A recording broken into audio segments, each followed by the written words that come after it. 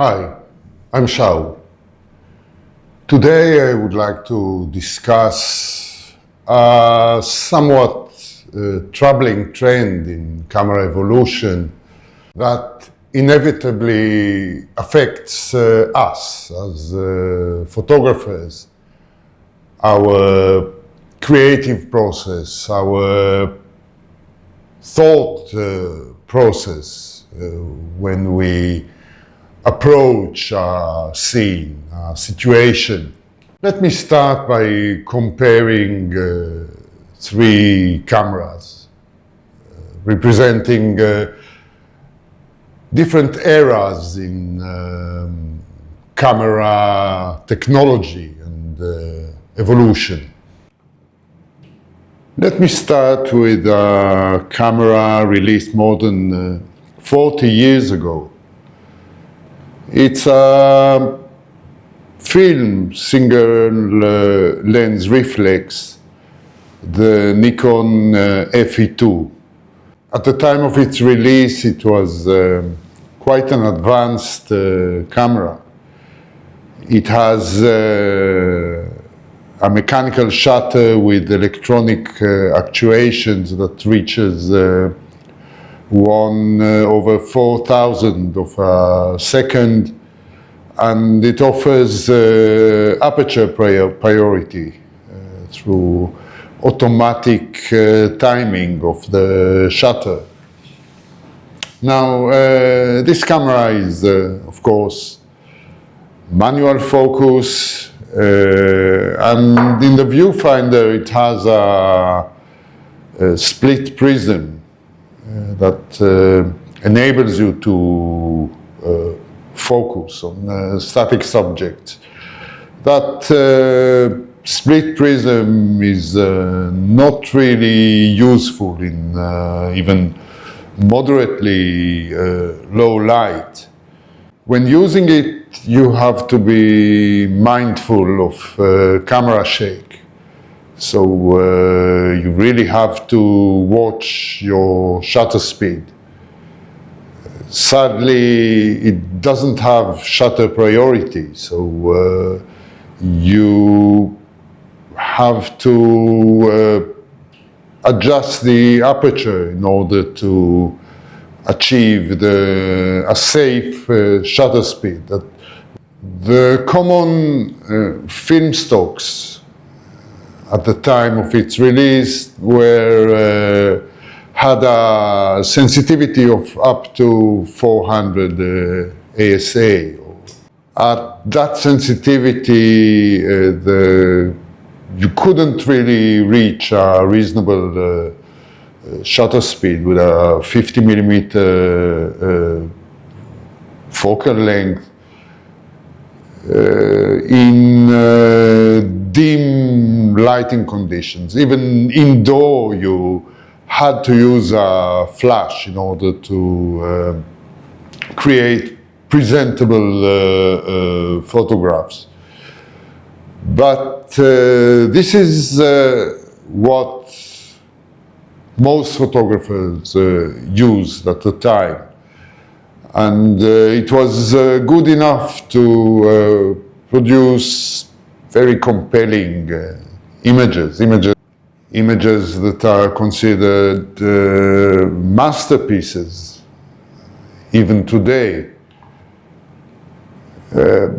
Another issue was what to do with the motion in the scene, especially when your subject was in motion. You had to focus on it reliably. Well, in that case, you had to pre-focus or anticipate the location of your subject at a given time. Or you could rely on depth of field, given that you had enough light to stop down the aperture to f5.6 or f8. One of its limitations is the center-weighted metering. Often you have to outsmart it in order to correctly expose for scenes that are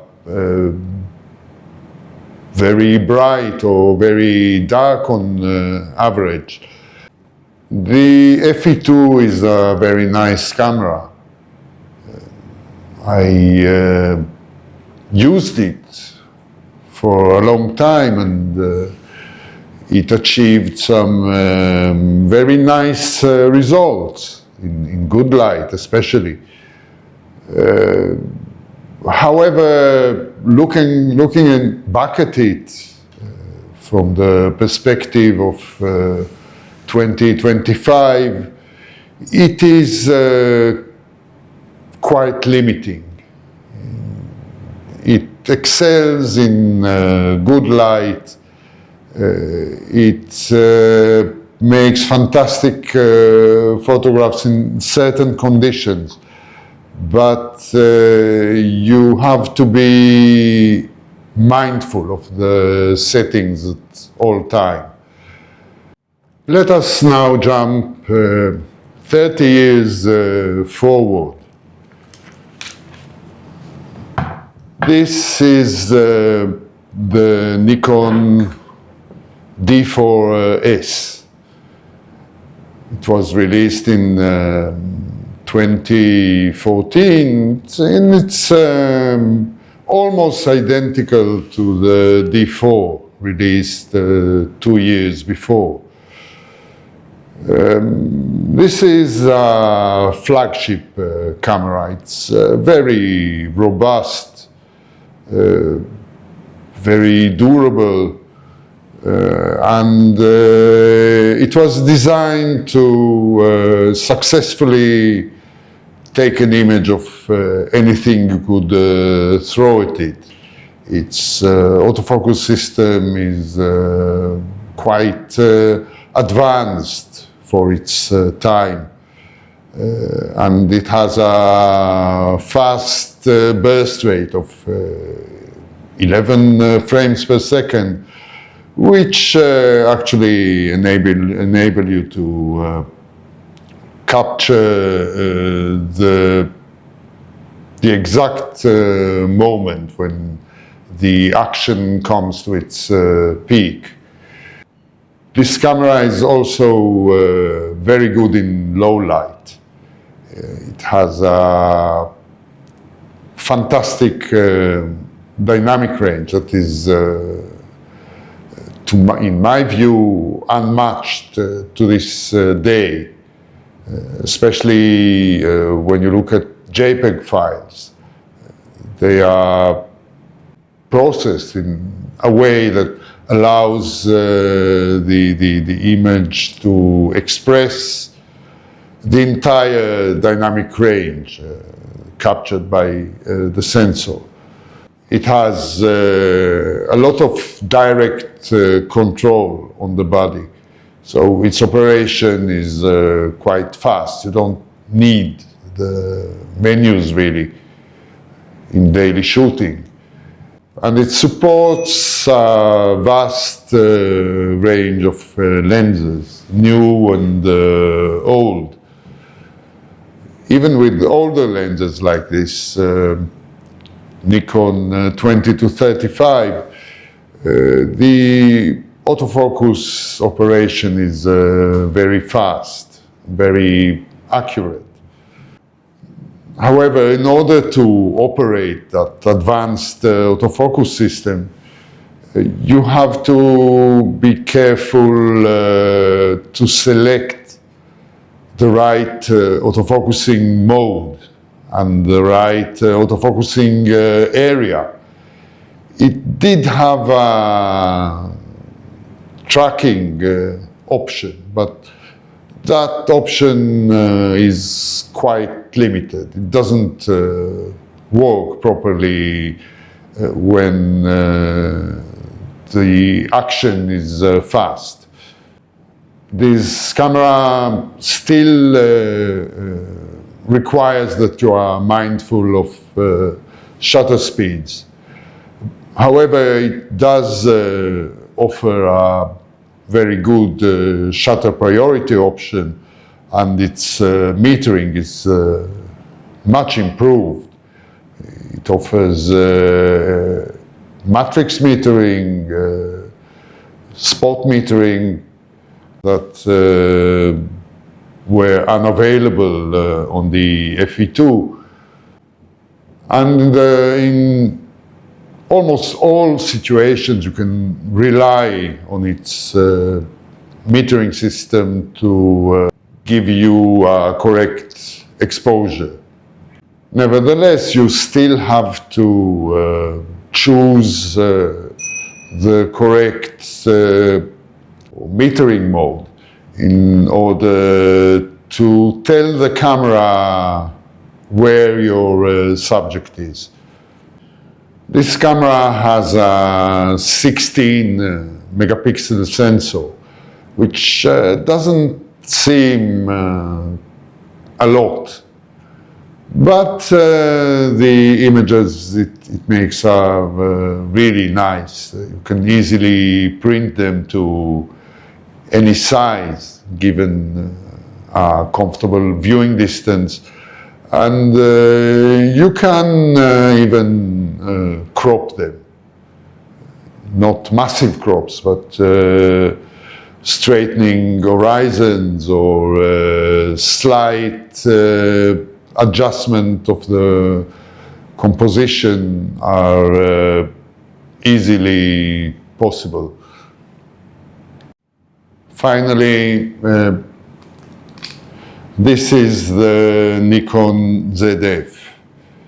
This camera was released less than 2 years ago, and it represents the current state of mirrorless cameras. It's a far cry from a flagship.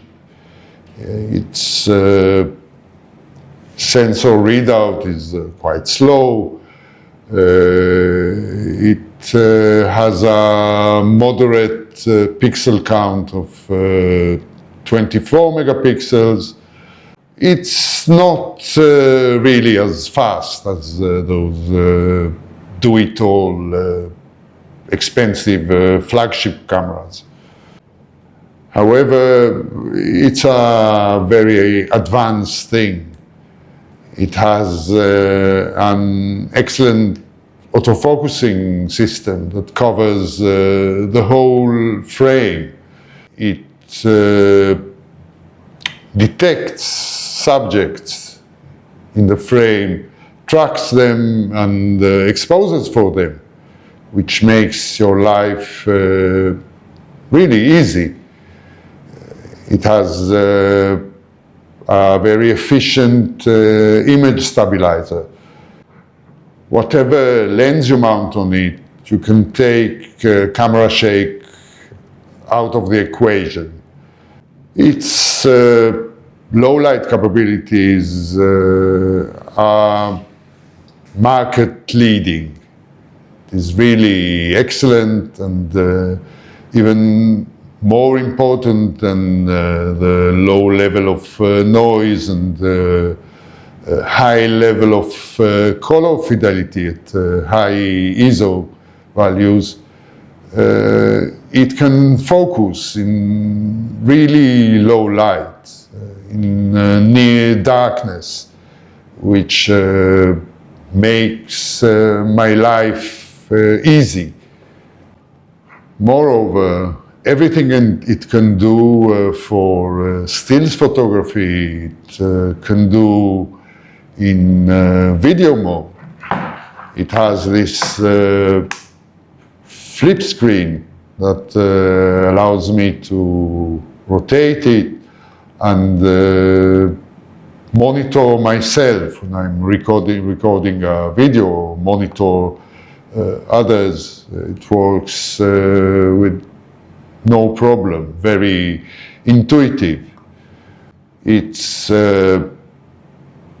control layout is quite basic, but given all these automation it is capable of, you don't really need much control except for the very basic settings of your camera, having to do with exposure and with focusing. The ZF, being a Z-mount camera, supports mounting nearly any lens ever made with at least some sort of autofocusing capability.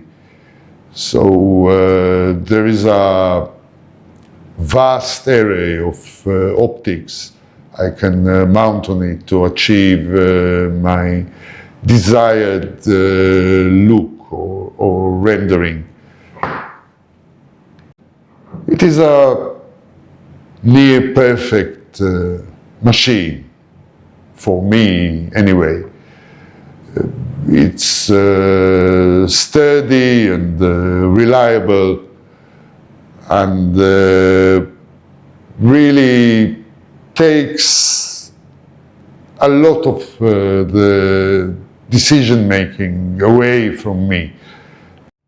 The more technology we have in our cameras, the more we can rely on them to replace us, to make all those seemingly boring and insignificant technical decisions, and leave us to compose, to create, to concentrate on the important things.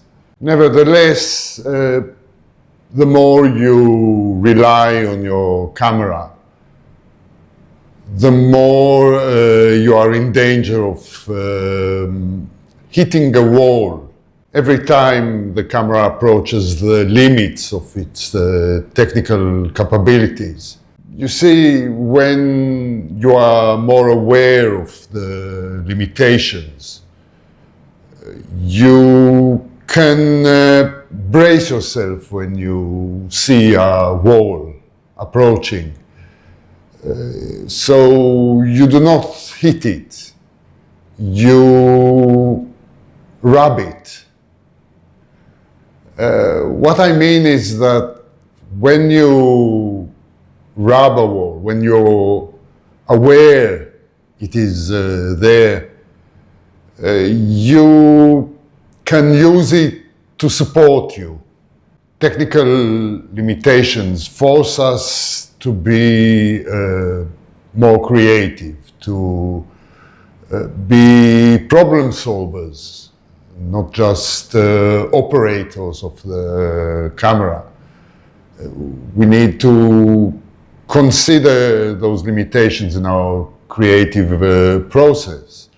We have to make those limitations part of the decision making, the creative decision making about three very important questions we should ask before we press the shutter release. Those questions are why, what, and how, in that order. Perhaps I will come back to those questions in another video. But anyway, there is a need for some direction. Often we need those limitations in order to make us more creative, to make us more involved in the decisions, the technical decisions that are closely related to the creative process. Let me give you an example taken from the series of photos I took recently at a midsummer party. Light conditions were abysmal, really abysmal. The EV values range between -3 and -6, which means I shot at an ISO value of 50, 60,000 with an aperture of f1.4, and I was still able to achieve a shutter speed of 1/25 to 1/80th, that is all.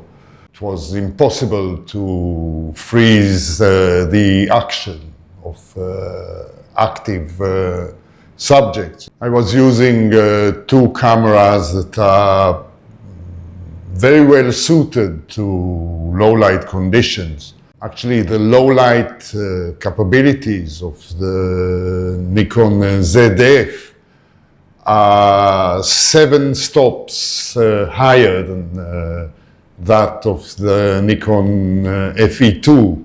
If I use a 400 film stock, it means that if I had used that camera, I would need a shutter speed of around 4 to 5 seconds to achieve the same brightness. I knew there was going to be a significant amount of motion blur in those images. So I decided to use that excessive blur in order to emphasize the emotions I wanted to convey. I decided to shoot in monochrome, black and white, in order to eliminate the disruption of color and let the viewer focus on facial expressions, on the choreography of subjects. Because the most important aspect of those photos is the emotion conveyed. Again, another decision was not to reduce any grain, any noise from the images. So I just used the raw files as they were without any noise reduction. The excessive amount of noise in those images makes it seem as if depth of field is larger, as if people in the background are sharper than they really were if I smoothen that noise out. Another limitation I was facing was the shallow depth of field caused by the wide aperture I had to use to allow more light into the camera. Yes, I did shoot various lenses at f1.4, and in order to increase that depth, I chose wide lenses, 24, 28 millimeters, 35, that allow for a deeper depth of field. And they also allow me to get closer to my subjects and convey their emotions in a more authentic, intensive way. The proximity to the subject made me highly visible. It was obvious I was there, 80 centimeters or 1 meter from their faces, taking photographs. And I risked them interacting with the camera. So timing was crucial. Despite the proximity, I wanted to be just a fly on the wall, or to be more precise, a fly in the room. It gave me only a second or two to compose, set the focus, and press the shutter release. So, as you see, technical limitations are intertwined in the creative process. Those limitations affect what you do, the decisions you make, not only technically, but also what you want to convey, how you convey it. In that example, the capabilities of the camera were not even close to what was needed to actually freeze the motion. I was missing maybe at least 2 or 3 stops in order to be able to do that, to produce generally pleasing, colorful, motion-free images. But that was impossible given the equipment I had at hand. Suppose I did have a camera that was suitable for doing that.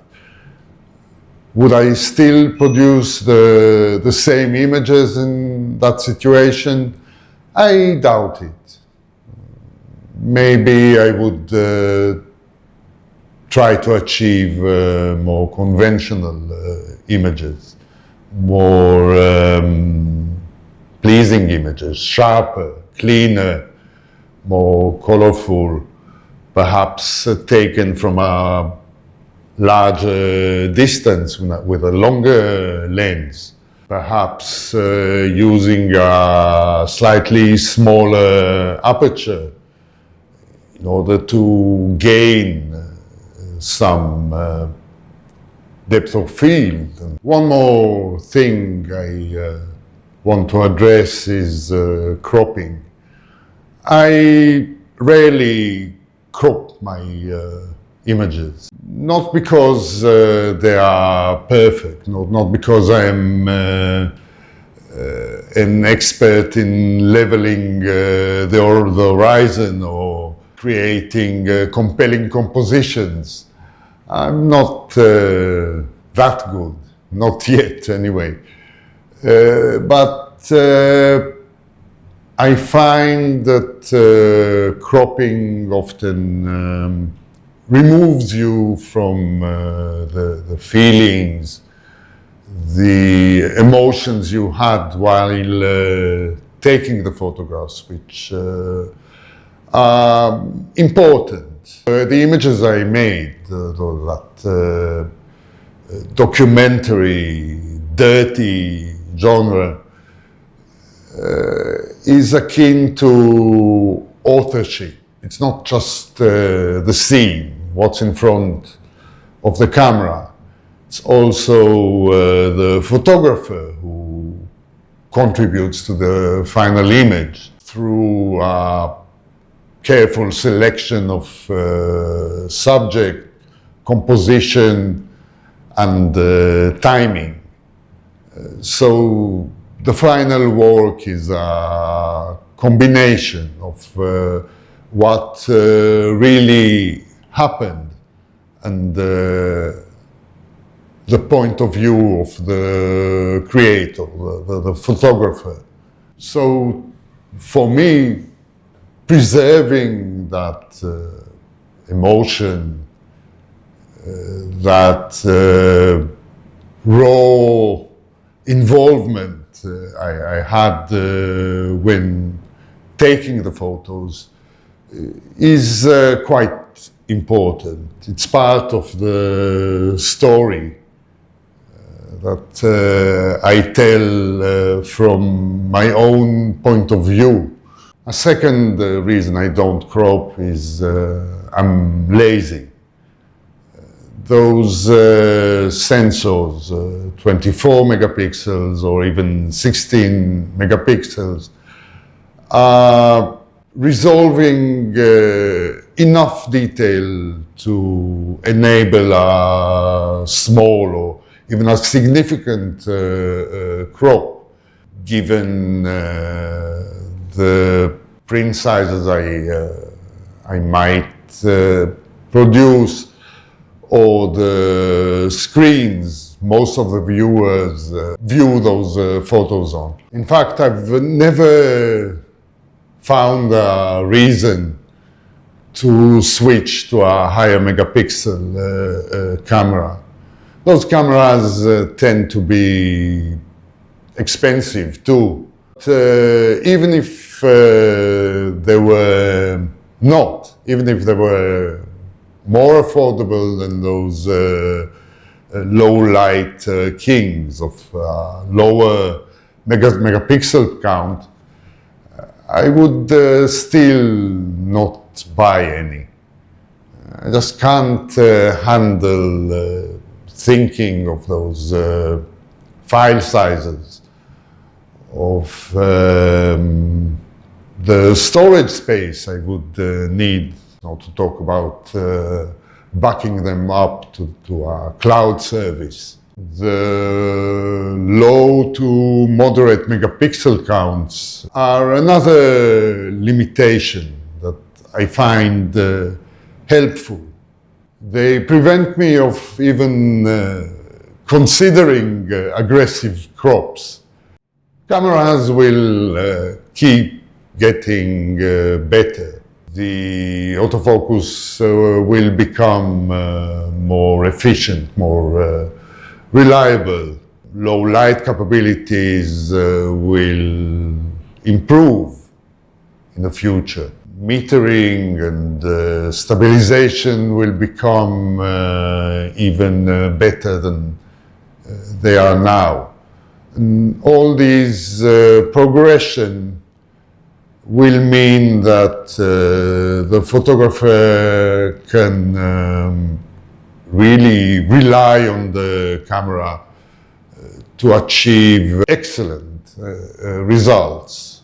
In many situations that are perhaps limiting these days, although those limitations are fast becoming less and less, as we saw when we compared those three cameras. My question is, will that technological advancement help you as photographers?